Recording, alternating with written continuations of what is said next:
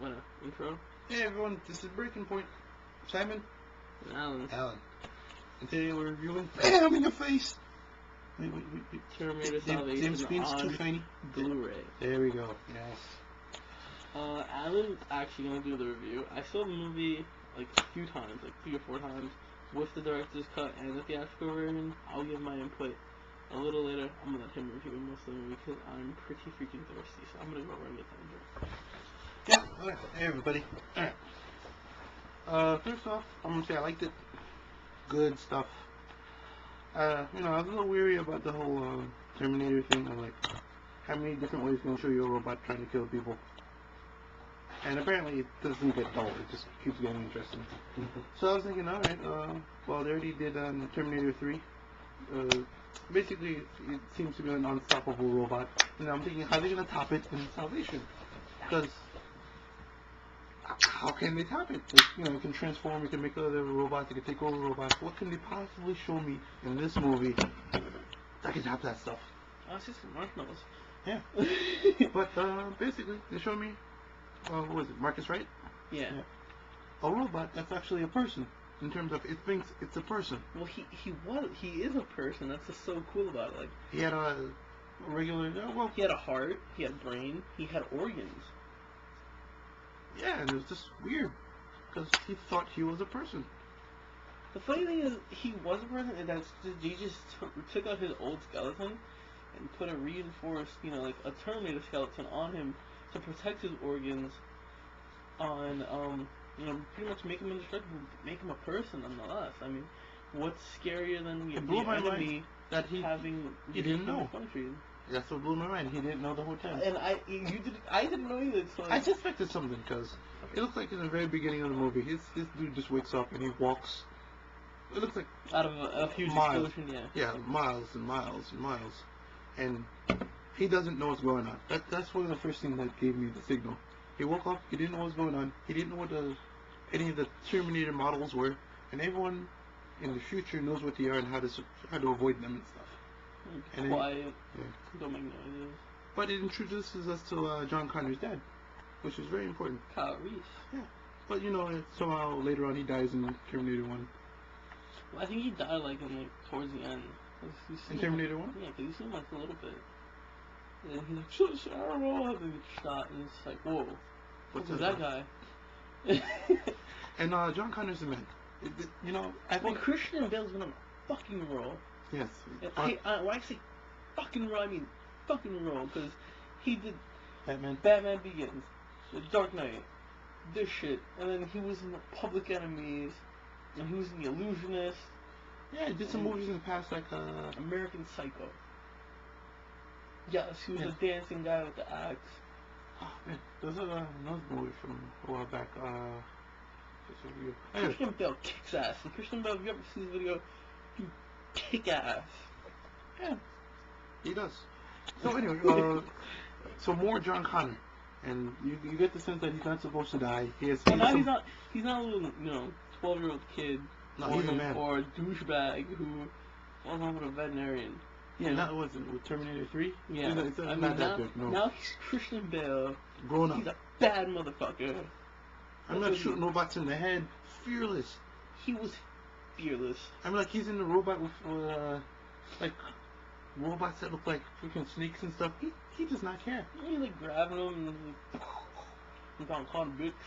Fuck me.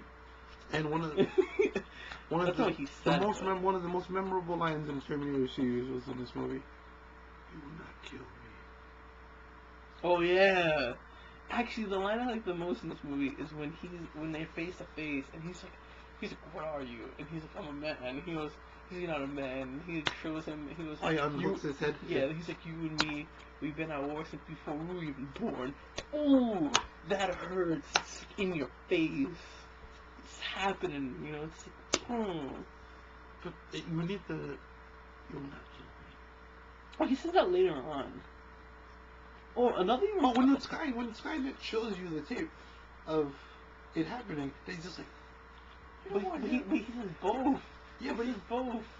How gangster is that? It's like this dude is strapped like chains dangling over a pit, about to fall to his death. It's like, John motherfucking Connor. You know, he might as well just sit Well, there. another cool line in this movie was when they were in Skynet trying to find Kyle Reese, and the T-800 comes out, and it's actually like a CGI Arnold Schwarzenegger. Oh yeah, the young and Arnold. the first thing he says had me rolling when I was looking at it. He's like, "You gotta be fucking kidding me!" It was so funny. I mean, you totally have to check this movie out. I mean, Moon Bloodgood, she's hot as hell. I mean, Oh yeah, wait, you also forgot the other memorable line. If we stay the course, we're dead. oh yeah, We're all dead. yeah, man. There was so many freaking lines. I mean, But you know, it's not just the John Connor goes around killing people and surviving like these apocalyptic. You know, there's a scene where something explodes and you know he doesn't die. He's the and only there's person to these survive. huge robots now that snatch people and puts them in like its back, which is like a dragon. It's really cool. I mean, Well, they don't really explain what they're doing when they're gathering these well, people. no, they're stealing them to like copy them Yeah. and make them into T-800s. Just like that dude. Yeah. Ah, So they can infiltrate and do stuff. yeah. So I mean, it's really cool, and I mean they have these motorcycle robots that like have machine guns mounted, and they're just motorcycles with little red eyes. And John Connor like steals one. The fact that he even figures out a way to destroy them, I would have thought that we were screwed. Yeah, like, Like, no, if it was me they in have a this fucking little, pickup truck. box with a USB port, and they just stick it in the head of the Terminator, and it's just like, I own you. And it's just like, whoa, John Connor has hardware like that? Fuck you, Skynet. No, he also has what also got me too was that he had a radio program, and you know that despite how far in the future this takes place, and there's hovercrafts and all this other crap, He had a radio, He had a radio little, program. like a little radio, and he'd come on. he like, talks to people, and yeah, people feel so close to him. It's like, if you can hear this, you're the resistance. You know, it's like, whoa. but it was practical advice too. Like if you ever run across this kind of robot, just stab it in the back Back of the head, yeah. And, you know, like, it feels like if your dad was giving you like good, solid advice, or like Well, if it's like the Bob Vila of killing Terminators. What's even cooler is that like they show you like what more or less, because now that they're making a new trilogy, I think they're going down the path of they're gonna take you to Terminator 1. I think that's where this is going. Oh, and they start messing around with going back in time. And Yeah, stuff. so I think the next one, now that he has Marcus Wright's heart, he's totally gonna do some bad shit. But what do you rate Terminator Salvation? I'm gonna give it my original 8. Yeah. 8 out of 10. But there's a reason for it. It's just, a few things kind of fell apart for me. Like, when our beloved John Connor takes a pole. Not through the heart. Yeah, and he's still okay. Okay enough So, to like, wobble. Yeah. With To a get the grenade thing and shoot the. Yeah, but not only that, but he gets walked out. He goes all the way up a few. You have to assume there's a few stories up, even if it is by elevator. Go in a helicopter, blow up the whole thing, And still call it a day. and kind of be there on the operating table, like still talking. Yeah. Like, And then he gives the guy the jacket with the red stripe. You earned your stripe. But so you give it an 8, a solid 8. Yeah, there's just a few holes in the story for me, but that's expected. I That's give expected. Terminator Salvation an 8.5, so an 85 out of 100. So 8.5. I would have liked to see the original Arnold, like if they made if they brought Arnold back. I know he's being Cameo. Yeah, I'm sure he's governor and he's governor, busy, but I'd have liked to see him in the movie. Like, maybe like he was actually a resistance soldier that they might have based. He was in CG, so I mean, Wow. it was okay. So I was just curious why they would have gotten the look for him. anyway, we have very few seconds left. This is the breaking point with Alan and Simon. Have a good night, everybody. Stay tuned. Yeah.